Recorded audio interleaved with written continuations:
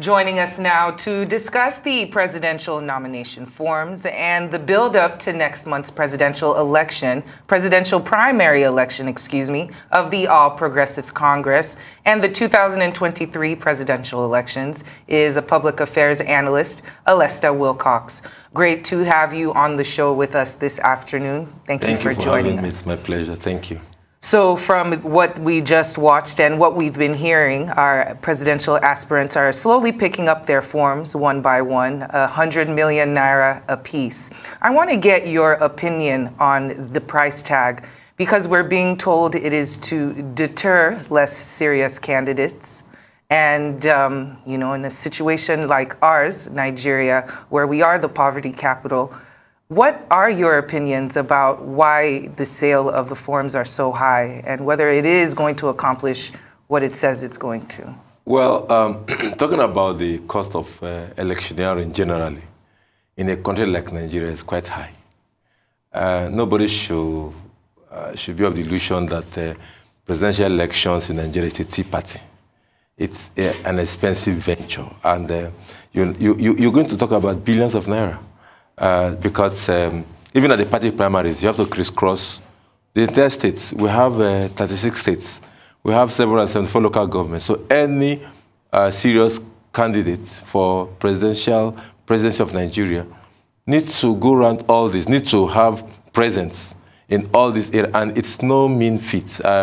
It's not a matter of being the assumed poverty capital or whatever, or rich capital or wealth capital. It's about the reality of our situation. Is an expensive venture. So it's not to say that they want to scare away some people, but it's just to be sure for you to know the enormous tax ahead. And for the party also, I'm not in the party, I don't know what they're thinking, and maybe for the party to raise enough revenue, because the moment a candidate emerges, it becomes the head of the party. And the party is no longer going to be a candidate that will fund all the elections. The party also will have resources to fund the election. So apparently, I think that may be the dynamics here for them to raise money for the processes so that when a candidate emerges, then it becomes that of the party to now fund the elections and other aspects. But the truth of the matter, it is not a tea party for anybody to want to advert to the office of a president. But is this not an attempt to exclude some parts of the population from contesting the election? I mean, I know the APC made some waivers for people living with disability and for women, and also offered discount to youths, but they still have to purchase the expression of interest form, which could go as high as 30 million naira. I mean, how many people really can afford that today legitimately? You are not supposed... See, elections all over the world is not done from the pocket of the individual. And it is time we come to the realization that elections should not come from the pockets of the individual. Now, if you have credibility, if you have what it takes, if you have the ideology, you sell it first and foremost to your constituency, to your peers, and they begin to generate funds. Now, this idea of an individual affording electioneering is what is breeding corruption. But if the society sees the value in you and funds you to have an election, to contest an election, especially that of the office of the president, it looks like everybody thinking that is just a post for everybody. No. Somebody who has not started a political step want to become president. You don't start from local government. You've not even been a governor. You've not been a House of Assembly, even nothing. And the next thing, and then you want us to go by the sentiment, youth cannot afford or this cannot afford. Come on. The president of a country is serious business. And it takes people who are serious. Now, people who can sell themselves and their ideas to people that can raise money for them to fund their campaigns. So that the body does not rise with you as an individual. Because if, like people say, if you invest all your money and then you win, you recoup. But if the community invests their money in you, you don't have any legitimate reason to say you want to recoup. You should serve the community. So that is where we are, that's where we should be.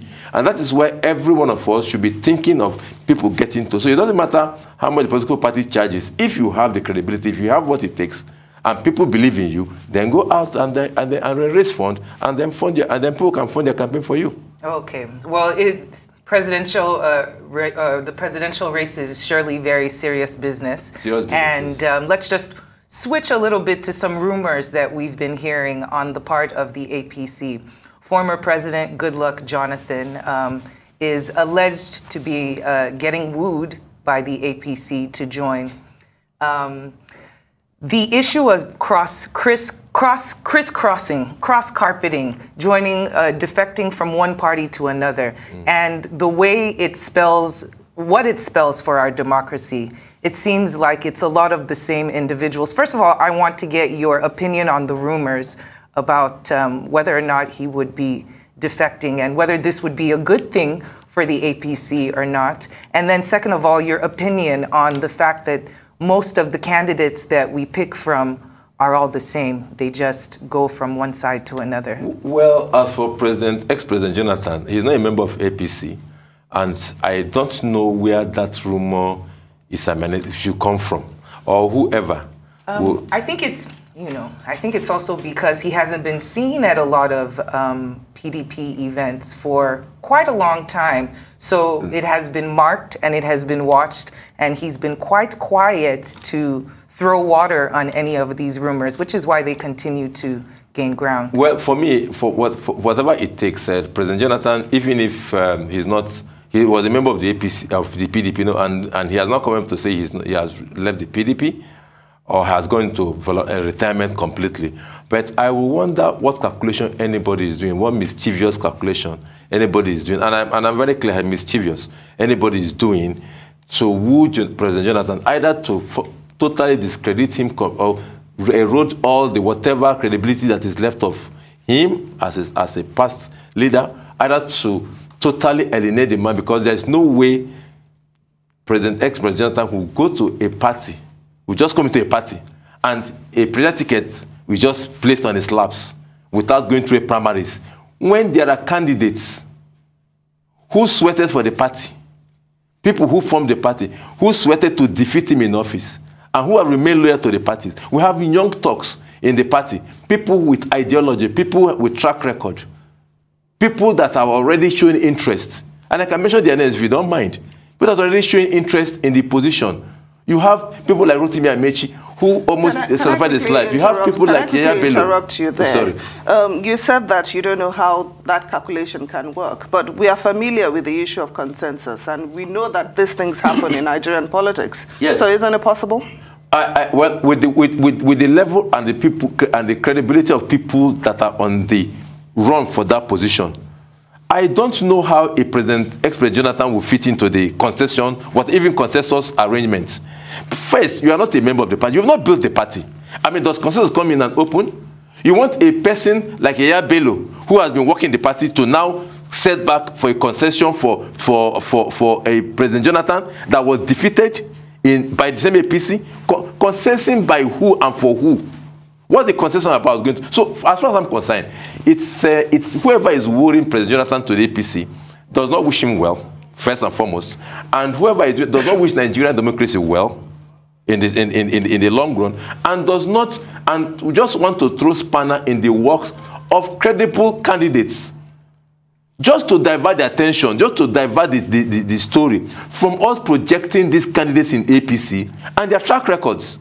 I think that is where we should be going, not wooing somebody that Nigerians rejected in the polls, who is still in this party, and then you now wooing on what grounds? What moral ground does APC have for that? I can't find any morality or any moral ground, any legality, morality, or whatever grounds that anybody.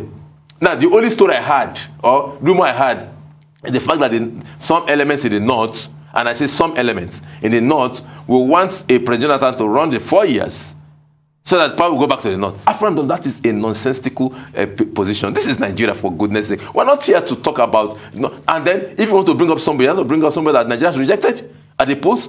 APC defeated clearly at the polls, not by consensus from Nigerians, but APC defeated them. So let's talk about APC candidate, not a president who's not a member of APC. Now, talking about the issue of zoning, a number of groups have been agitating that the presidential ticket should be zoned to the south, particularly the southeast. But from the body language of the APC as a whole, some of the politicians, their supporters, is it feasible? Well, zoning, as far as I'm concerned, is not in the Nigerian constitution. Zoning is not in the Electoral Act. Even in the Electoral Act, there's not like zoning. A group of people, the PDP started this zoning issue when they had reasons to want to share, because it's a party that shares when they want to share. And rather than going for the best and the brightest, they just want to share and see how they can accommodate everybody. As far as I'm concerned, that is not Nigerian constitution. But of course, political zoning to federal character, which is no, zoning and federal character are not the same thing. Federal character has to do with employment, and that's why whenever people talk about appointment and begin to mention federal character, I said, do Nigerians, do these people even think federal character has to do with appointments, employment into offices, employment? The only federal character that is stated in the constitution is appointment of ministers. That the constitution says you should appoint one minister, at least a minister from each state. Only in that ways that federal character speaks. Federal character does not tell you that the president is open to everybody. Everybody who is duly qualified. And who is not I mean, in this race, of course, sometimes you have contenders and pretenders. In the race today, you have, even in the APC, you have a lot of contenders, a lot of pretenders.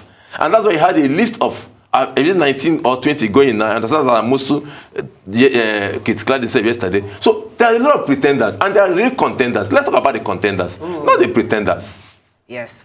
Speaking of that, we have run out of time. It's been very great to have you on the show, sir. Thank you for coming in to discuss with us, and we hope to have you back sometime soon. Oh, come on. I'm always available for us to have these discussions and to make sure that APC picks the right candidates, those with track records, and who can show that they have done it, they are youthful, they can do it, and they have the energy and vigor to do it. And they've done it in their present offices where they are holding. And we're talking on such men. Let's project such men so that Nigerians can have better alternatives and better options in terms of security, governance, youthfulness, and the zeal to serve Nigeria. We know those people, and Nigeria should talk about them. Well said, Mr. Wilcox. Well said, Mr. Wilcox. Thank you so much.